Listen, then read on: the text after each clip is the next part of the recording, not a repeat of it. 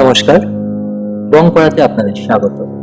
বংপাড়াতে একটি নতুন সংযোজন এসেছে, যার নাম বংপাড়া অডিও। এই বংপাড়া অডিওতে আপনারা শুনতে চলেছেন বিভিন্ন রহস্য রোমাঞ্চকর গল্প থেকে শুরু করে ভৌতিক গল্প। আজকের এই গল্পটি নেওয়া হয়েছে বিশ্বসেরা ভূতের গল্প এই নামক বইটি থেকে মোহনলাল গঙ্গোপাধ্যায়ের কাহিনী অবলম্বনে লাশ কাটা ঘর। গল্প পাঠে কাপ্পাদিত্য কর্মকার। শুরু হচ্ছে আজকের গল্প, লাশ কাটা ঘর।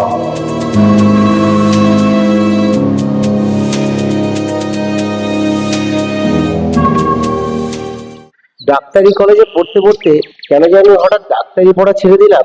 আসল কারণটা কেউ জানে না, কাউকে আমি বলিও নি। তখন বলবার কোনো উপায় ছিল না, বললে হয়তো কেউ বিশ্বাসও করতো না। গুরুজনেরা ভাবলো মরা কাটার ভয়ে আমি ডাক্তারি পড়া ছেড়ে দিয়েছি। যাই হোক, মোদ্দা কথায় আসে। ডাক্তারি কলেজের প্রথম বছরের শেষের দিকটায় আমাদের অস্থিবিদ্যার পাঠ শুরু হলো।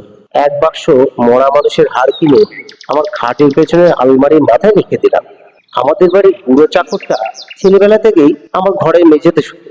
যেদিন থেকে সে জানতে পারলো আমার ঘরের আলমারির মাথায় মরা মানুষের হাড় রয়েছে, সেদিন থেকে আমার ঘরের মেঝেতে শোয়া বন্ধ করে দিল। আমি বললাম, কি হলো বুড়ো, আমার ঘরে শুচ্ছ না কেন? না বাপু, রাত্রে তোমার ঘরে শুতে ভয় করে। কেন, আগে তো করতো না, আর কিসের ভয়?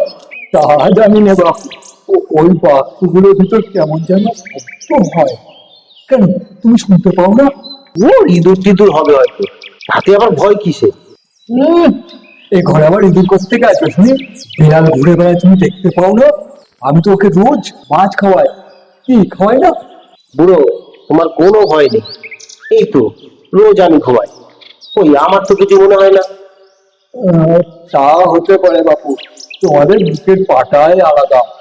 তোমরা বড় বড় ডাক্তার হবে, তোমাদের ব্যাপারই আলাদা। আমি বাপু তোমার ঘরে শুতে পারবো না। আর সেই থেকেই বুড়ো অন্য ঘরে শুতো।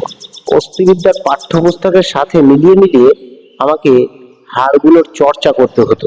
বুড়ো যখনই আমার ঘরে উঁকি মেরে দেখতো, তখনই দেখতো আমি একটা মরার হাড় পরম যত্নে আমার কোলে নিয়ে পেন্সিলের দাগ কাটছি, উল্টে পাল্টে দেখছি, আর কি বিড়বিড় করছি। এই দেখে হয়তো সে আমাকে নব্য ডাক্তার না ভেবে কাপালিক টাপালিক ভাবতো নিশ্চয়ই। যাই হোক, অবশেষে অস্থি চর্চা করতে করতে শবদেহ চর্চার সময় এলো। ক্লাসের ছেলেদের জোড়ায় জোড়ায় ভাগ করে প্রত্যেক দুজনের ছেলের জন্য একটি করে মৃতদেহ দেওয়া হলো। ছেলেরা ছুরি সোনা হাতে করে নিয়ে বসে গেল লাশ চিরে দেখতে। কেন জানি না সে বছর শবদেহ পাওয়া যাচ্ছিল না, তাই আমি আর আমার বন্ধু অজিত প্রথমটা কোনো মরা পাইনি। একটার পর একটা মরা এসে সব ব্যবস্থার ঘরের কোণে জমা হতে লাগলো। অজিত আর আমি তখনও খালি হাতে বসে। অজিত ছেলেটিকে কলেজে ভর্তির আগে আমি চিনতাম না, কিন্তু কলেজে ভর্তি হয়ে তার সাথে আমার খুব ভালো বন্ধুত্ব হয়েছে। এক কথায় বলতে গেলে সেই আমার শ্রেষ্ঠ বন্ধু, বেস্ট ফ্রেন্ড যাকে বলে।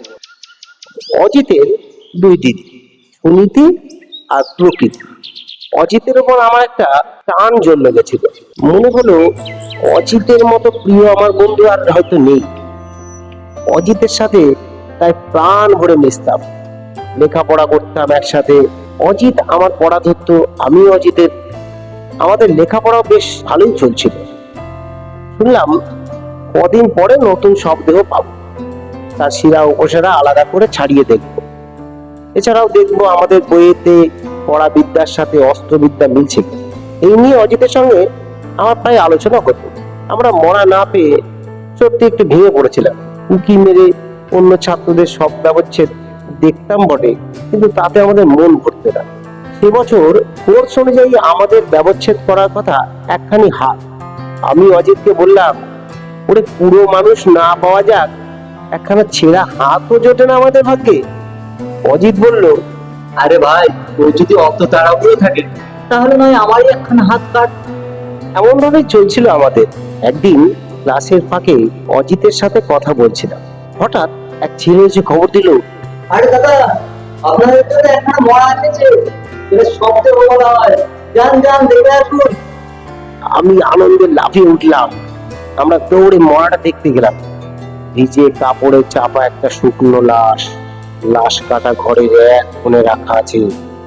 এখনো অক্ষত, ঘরের অন্য সবের মতো ছিন্ন ভিন্ন নয়। আমি বললাম, আজই কাজে লেগে যাও, আর ধৈর্য রাখা যাচ্ছে না। কি বলিস অজিত? অজিত আমার মতো খুব একটা উৎসাহ দেখালো না। সেদিন তার শরীরটা ভালো ছিল না। আগে থেকে সে বাড়ি যাবো যাবো করছিল। তাকে আমতা আমতা করতে দেখে আমি বললাম, অজিত তুই বরং বাড়ি চলে যা, তোর শরীর খারাপ, ভালো করে ঘুমিয়ে নে। আমি আজ ক্লাসের পরে মরাটাকে তৈরি করে রাখবো, তারপর আগামীকাল থেকে আমরা একবার শকুনের মতো ঝাঁপিয়ে পড়বো লাশটার উপরে।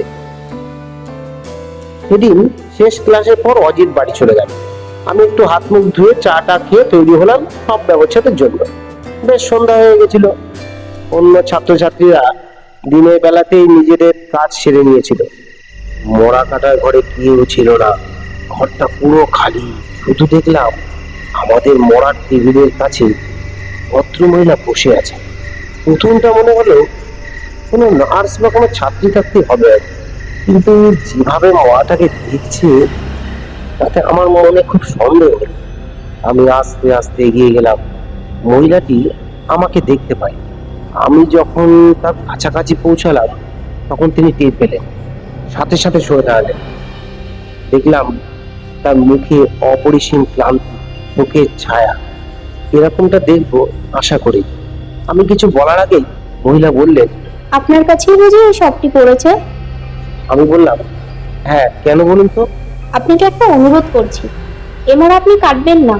কোথায় যেন একটা ভুল হয়েছে। এটা বেবারিশ লাশ নয়, এ আমারই এক আত্মীয়ের লাশ। এখানে কি করে এলো বুঝতে পারছি না। তবে আমি কর্তৃপক্ষের সাথে কথা বলে এই লাশ এখান থেকে সরিয়ে ফেলার ব্যবস্থা করব। তার আগে আপনাকে অনুরোধ, এই লাশের গায়ে আপনি হাত দেবেন না। এই বলে মহিলাটি ঘর ছেড়ে বেরিয়ে গেল। হয়তো কর্তৃপক্ষের সাথে কথা বলতে গেলেন। হাতে যন্ত্রের বাক্সটা নিয়ে আমি কিছুক্ষণ চুপ করে বসে রইলাম। তারপর হতাশ মনে ঘর থেকে আস্তে আস্তে বেরিয়ে গেলাম। অজিতকে খবরটা দিতে অজিতের বাড়ি যেতে যেতেই তুমুল বৃষ্টি শুরু হয়ে গেল।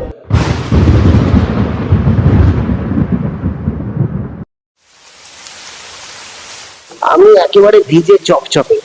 অজিতের বাড়ি যখন এলাম আমার জামা কাপড় পুরো ভিজে গেছে।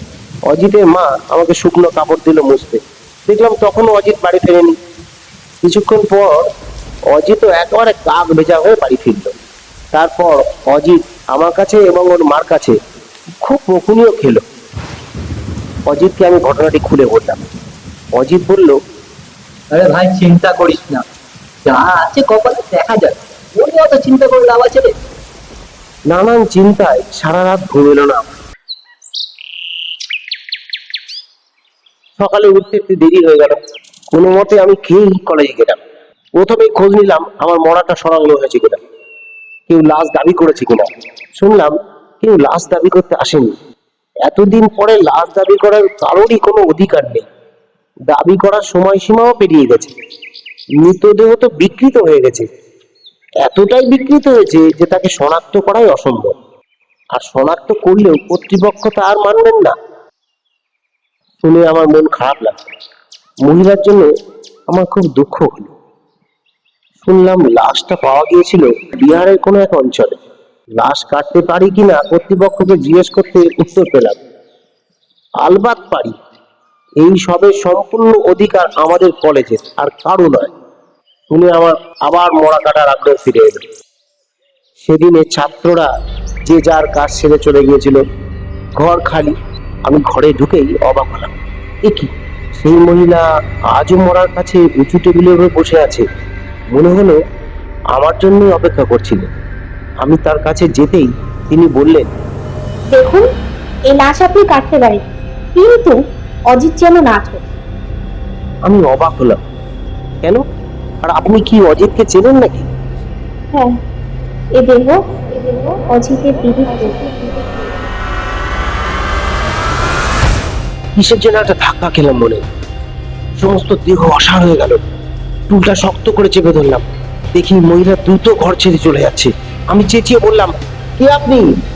কি পড়ে যায় আপনার? মহিলা এক মুহূর্ত থমকে দাঁড়িয়ে আমার দিকে চেয়ে একটা অট্ট হাসি দিলেন।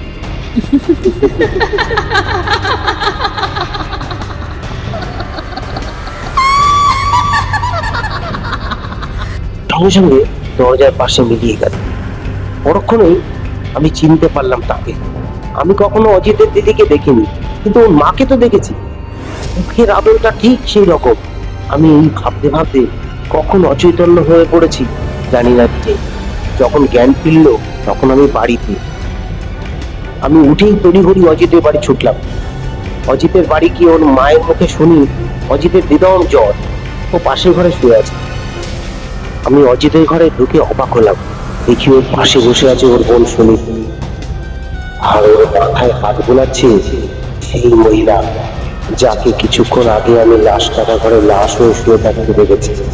সে আর কেউ না, সে ওর দিদি প্রকৃতি, যাকে অন্য কেউ দেখতে পাচ্ছে না, কেবলমাত্র আমি ছাড়া।